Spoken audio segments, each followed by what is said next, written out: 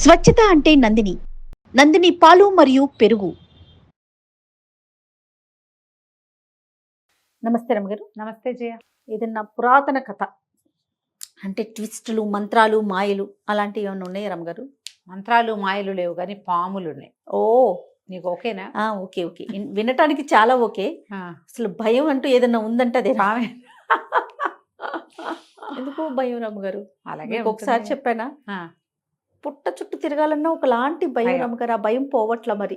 ఉంటాయి అట్లా ఫోబియాలు. మామూలు ఫోబియా కాదు అది. ఫోబియా ఇది ఎప్పుడో చదివాను జయ కదా.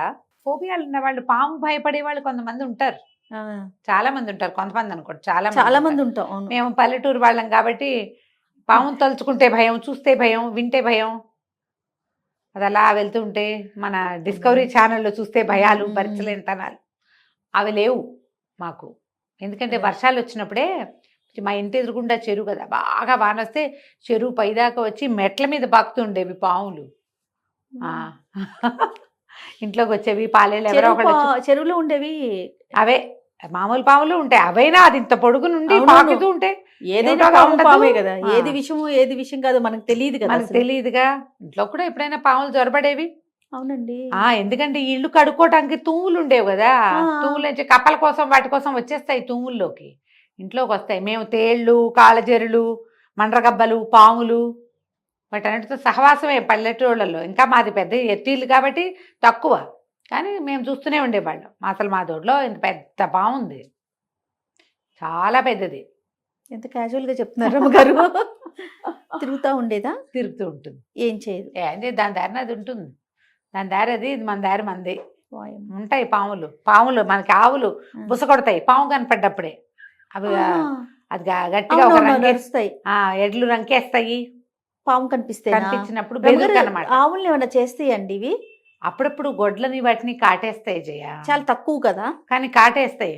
ఆవు దోడిని కాటేసింది, గేదె దోడిని కాటేసింది, గేదెని కాటందుకుంది పాము. ఆ దారిలో అవి పడుకున్నప్పుడు, లేచినప్పుడు వాటికి తగిలితేనో ఉంటాయి. పాము గరిచిందని వచ్చేవాళ్ళు అయ్యే అట్లా. నా భయానికి తోడు ఎప్పుడన్నా ఏదైనా వీడియోస్ చూస్తున్నాను అనుకోండి, ఇవే కనిపిస్తాయి అమ్మగారు. ఎలాగో తెలుసా, వాష్రూమ్ లోపలికి వచ్చేసినట్టు, లాబరేటరీ లోపల కమోడ్ లో నుంచి బాత్రూమ్ లోకి వెళ్ళాలంటే భయం. మొత్తం వెతుక్కొని నిజంగా మొన్న మధ్య కూడా చూసాను ఇట్లానే వాష్రూమ్ లో వచ్చేసిందంట అనేసి. ఫోబియాలు. కానీ అవే కనిపిస్తాయి ఏంటో వీడియోస్ కూడా. అవును, చాలా భయం అనిపిస్తుంది. చెప్పండి అమ్మగారు, స్టోరీ చెప్పండి. పాతాళ నాగు కథ చెప్తా. ఎప్పుడో చదివాం. శోణా నదీ తీరంలో గౌడ నగరం అని ఒక నగరం ఉండేదట. శోణ నది పేరు. షో కాదు, శోణ అనాలి. షోణ అంటలే చూడు, నేను షో కరెక్ట్ గా పలుకుతున్నానా? సో కాదు, షో కాదు, షో. సో శోణ అణ మళ్ళీ శోణ ఆ నగరం పేరు. ఈ శోణా నది తీరంలో ఈ గౌడ నగరానికి మహిపాలుడని ఒక రాజుగారు ఉండేవాడు. ఆయన యువకుడుగా ఉన్నప్పుడు ఒకసారి భార్య ఆయన కలిసి నదీ తీరానికి వ్యాహ్యాలకి వెళ్ళేవాళ్ళట. ఎంతంత దూరమో నడిచేవాళ్ళు. అది ఒక కొండని చుట్టుకుని రావాలట ఆ నదీ తీరం. వెళ్తుంటే కొంతమంది బెస్తవాళ్ళు చేపలు పడుతూ రాజుగారికి 3 పెద్ద పెద్ద చేపలు గిఫ్ట్ ఇచ్చారట. గిఫ్ట్ ఇస్తే ఒక బుట్టలో పెట్టించారు. పెట్టిస్తే నేను తెచ్చిస్తామని చెప్పారు. కోటకు తెచ్చిస్తామంటే, మీరెందుకు రా ఇంత దూరం కోటకు రావటం, నేను ఎలాగో కోటకే కదా వెళ్తా, ఆ బుట్ట నా చేతికి. ఆయన అంతా అంటే డౌన్ టు ఎర్త్ వాడనమాట. ఆ బుట్ట చేత్తో పుచ్చుకుని నడిచి వెళ్తూ ఇటు ఈ కొండ మలుపులోకి తిరిగారు కదా, నది మీ పక్కన చూస్తే పెద్ద బండ రాళ్ళు ఉన్నాయి. ఒక బండరాయి మీద కూర్చున్నారు భార్య భర్త. కాసేపు బుట్ట పక్కన పెట్టుకుని ఆ బుట్టలోంచి చేపలు తీసి చూశాడు. ఎంత ఉన్నాయి, ఏం చేయిస్తావు వీటితోటి అని మాట్లాడుతూ తీస్తుంటే ఆ బుట్టలో 3 చేపలతో పాటు ఒక సన్న అంతటి నల్లటి పురుగు లాంటిది కనపడింది. ఎర్రటి కళ్ళు దానివి. అది తోక ఇలా ఇలా ఇలా కదులుతుంటే ఆ రాణిగారు హడిలిపోయి, ఇదేమిటి ఏదో పురుగలేముంది అన్నది. అనేసరికి అది ఏమిటో వీళ్ళకి తెలియలే, చేపలతో పాటు వచ్చేసింది అంతే ఆ బుట్టలోకి. ఈయన ఏం చేశాడు, వీళ్ళు కూర్చున్న బండకి కొంచెం అవతలగా ఒక పాడుబడిన బావి ఉందట. నదీ తీరానికి కొండకి దగ్గరగా, నదీ తీరంలో కొండ దగ్గర. ఈ పురుగుని ఇట్లా తోకబట్టి తీసి ఆ బావిలోకి ఇలా పడేసాడు. ఏదో పురుగు దాని దారిన అది పోతుందని చేపలు పుచ్చుకుని ఇంటికి వెళ్ళిపోయారు. సరే వంటలు చేయించుకున్నారు, తిన్నారు. కొన్ని రోజులు గడిచాక ఈయన ఒక యుద్ధానికి వెళ్ళవలసి వచ్చింది. వెళ్ళాల్సి వచ్చేసరికల్లా సరే ఈయన యుద్ధానికి బయలుదేరాడు. సంవత్సరం పట్టిందట ఆయన వెనక్కి రావడానికి. ఏడాది అయ్యి ఆయన వస్తుంటే తన నగరం బయటంతా పాడుపడిపోయినట్టు, కాలిపోయినట్టు, చెట్లన్నీ కాలిపోయినాయి. ఆ నగరం బయట, నగరం వెలుపలే ఉండే చిన్న చిన్న గ్రామాలన్నీ మసిబారిపోయినట్టు అట్లా కనపడ్డం మొదలెట్టి, ఏంటి ఇదంతా ఇట్లా ఉంది, ఒక ఏడాది నేను లేకపోతే ఇదంతా ఇలా అయిపోయిందా అనుకొని వెళ్ళాడు. కోటకి వెళ్ళేసరికల్లా మన నగరం బయటంతా అట్లా ఎందుకుందంటే మీ వల్లే అదంతా అట్లా అయింది. నేను ఆ రోజే చెప్పాను, ఆ పురుగునేమో అందులో పడేశారు. అది పురుగు కాదు, పాతాళ నాగు. వాళ్ళు ఇంతే ఇది నలిపేస్తే చచ్చిపోయేది. ఇంత పెద్దది అయిపోయింది ఇది. దానికి వెర్రి ఆకలి, పాతాళానికి వెళ్ళే దారి తెలీదు. అది ఇక్కడే ఉంది. అది ఆకలేసి ఊళ్ళ మీదకి వచ్చేస్తుంది. అది నోరు తెరిచి బుస కొట్టిందంటే మంటలు వస్తాయి. ఆ మంటలకు రాళ్ళు రప్పలు కూడా తగలబడిపోతున్నాయి. అది ఎటువైపు వెళ్తే అటు.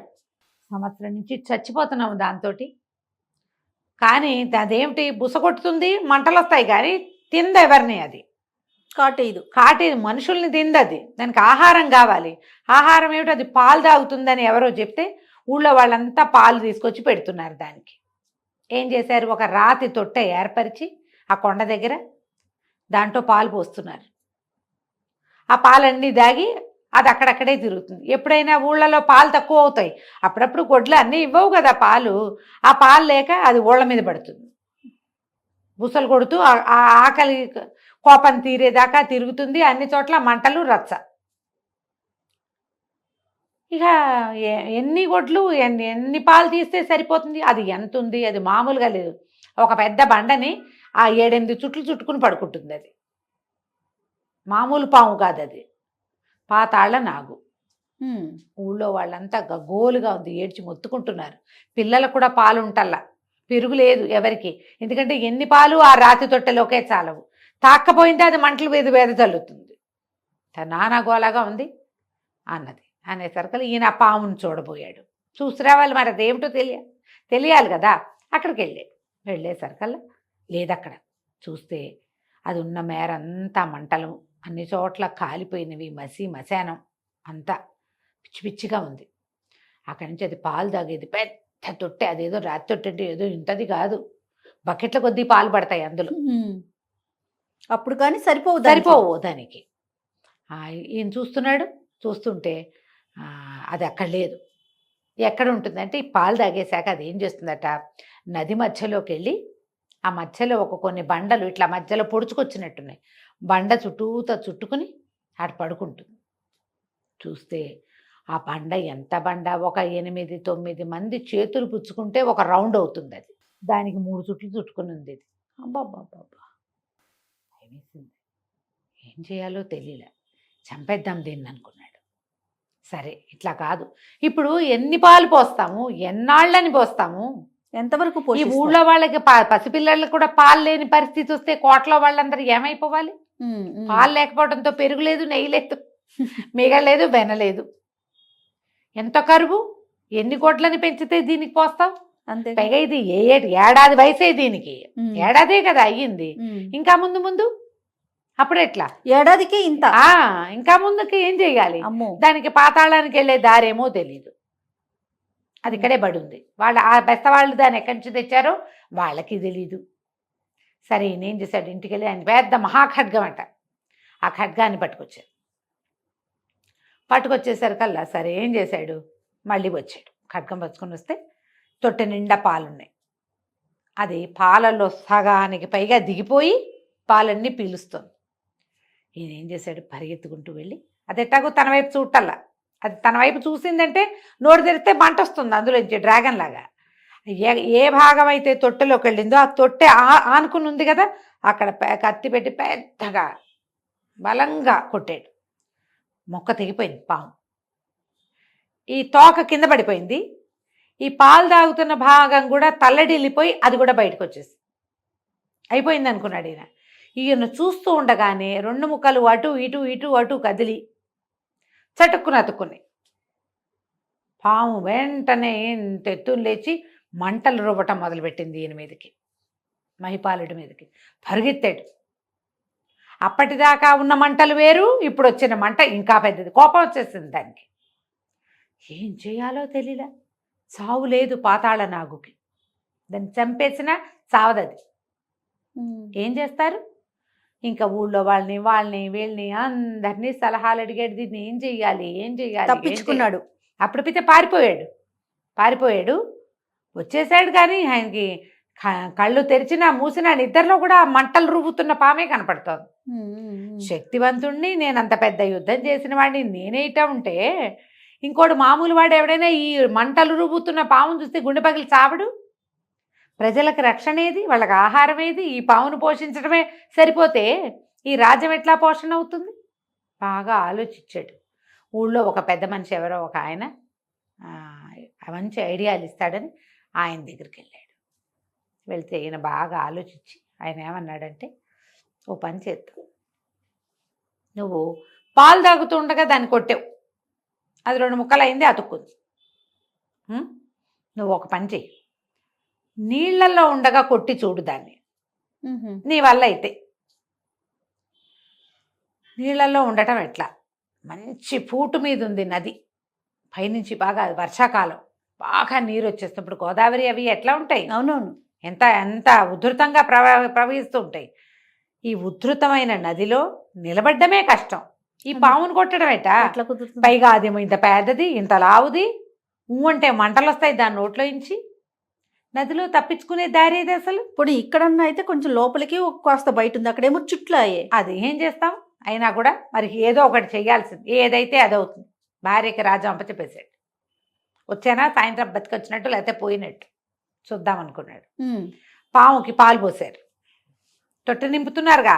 తొట్టెలు నింపే వాళ్ళని అదేమంది మాట్లాడకుండా కూర్చుంటుంది దాని దారిని, అది లోపల. వీళ్ళు పాలన్నీ నింపాక అది లేచి వస్తుంది బయటికి. ఆ మాత్రం అర్థం అవుతున్నాయి దానికి. తొట్టె నింపి పెట్టారు పొద్దునే, పాము వచ్చి పాలు తాగింది. ఇతను ఏం చేశాడు, తొట్టె నింపి పాము వచ్చే లోపల ఈయన గబగబా నది వైపుకి వెళ్ళిపోయి ఏ రాయి మీద అయితే అది చుట్టుకుని పడుకుంటుందో రోజు, ఆ రాతి మీద నిలబడ్డాడు కత్తిపుచ్చుకుని. రాతి మీదే నుంచున్నాడు, పైన రాతి మీద నుంచున్నాడు. ఈ సర్పం మొత్తం పాలన్నీ తాగి నది వైపుకి వచ్చింది. దానికి రాయిని సమీపిస్తుంటే తెలిసింది రాతి మీద ఒకడున్నాడు. వాడు మన్ని కొట్టిన వాడే, కానీ అది రోజువారీలాగా చెయ్యాల. రాజుకు ఒక్క క్షణం అయ్యాక అర్థమైంది, పాము అమిత వేగంతో తిరిగేస్తోంది, నీళ్లలో గిర గిర గిర గిర తిరిగేస్తోంది. అది ఎక్కడ చుట్టుకుందో దాని తలేదో తోకేదో తెలియలే ఈయనకి, అర్థం కాల, ఏం చేయాలో తెలియలే. ఆయన అటు ఇటు చూసినాడు, దాని తల ఎక్కడుందో తోక, అదంతా స్పీడ్గా తిరుగుతూ ఉంటే తలని కదా నరకాలి, ఎక్కడితో కొడతాడు? ఆయన ఆశ్చర్యపోయి చూస్తూనే ఉన్నాడు. ఇట్లా తల తిప్పుతున్నాడు. ఈ బ్యాడ్మింటన్ ఆడేటప్పుడు చూస్తారు కదా, అటు ఇటు తలకాయ తిప్పుతున్నాడు. ఉన్నట్టుండి ఇతనికి తెలిసింది, తన కాలికి ఏదో చుట్టుకుని లాగేస్తోంది తన్ని. తోకతో ఈయన్ని నీళ్ళల్లోకి లాగైపోయింది ఆ పాము. కాకపోతే తనని చుట్టుకోవడానికి దగ్గరకు వచ్చేసరికి తెలుస్తుంది కదా. ఈ తెలియగానే ఈయన ఏం చేశాడు, ఆ తోకని గట్టిగా నరికేశాడు. ఈయన కాల్ని పట్టుకోబోతున్నటువంటి ఆ తోక ముక్క తెగి నీటిలో పడిపోయింది. పడిన మరుక్షణం నీళ్లలో కొట్టుపోయింది. నది పూట మీద ఉందిగా, ప్రవాహం ఉంది. అప్పుడు ఈయనకు అర్థమైంది, ఓహో నీళ్ళల్లో పడితే ఇది ఆగదు. అంతకుముందు ఏమైంది, 2 ముక్కలు ఒక దగ్గరే ఉండి అతుక్కున్నాయి. ఇప్పుడేటా అతుక్కుంటుంది, వెళ్ళిపోయింది. ముక్కలైపోతే ఇక అక్కడి నుంచి అందిన చోట అందినట్టు టపా కొట్టేసాడు దెబ్బలు. ఈ రాయిని చుట్టుకుని 3 చుట్లలో చుట్టుకుని ఉన్న ప్రతి చోట అతనికి అందిన చోటల్లా కొట్టాడు. అన్నీ ముక్కలుగా అయిపోయి ప్రవాహ వేగానికి కొట్టుకుని వెళ్ళిపోయింది పాము.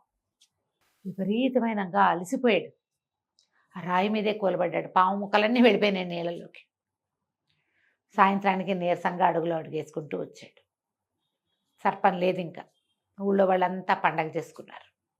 పాతాళ నాగు పీడ విరగడైందని దండాలు పెట్టుకున్నారు. పాముని సంహరించినందుకు సర్పానికి ఒక గుడి కడదాం అని పరిష్కారాలు ఉంటాయి కదా, పరిహారాలు చేసుకోవద్దు. అంత పెద్ద సర్పాన్ని అన్ని విధాల ముక్కా చక్కా చేసేసి దుర్మార్గం కదా. అదే ఒక జీవిని, పైగా సాధారణంగా ఒక సర్పాన్ని సంహరిస్తే దాన్ని దహనం చేయాలి, గుడి కట్టాలి, పాలు పోసి గుడి కడతారు. ఇప్పుడు పాలు పోయటానికి గుడి కట్టడానికి ఏమీ లేదు ఇక్కడ. సర్పం పేరుతోటి ఒక దేవాలయం నిర్మాణం చేసుకుందాం మనమని ఒక యజ్ఞం హోమం అవన్నీ పెట్టుకున్నారు.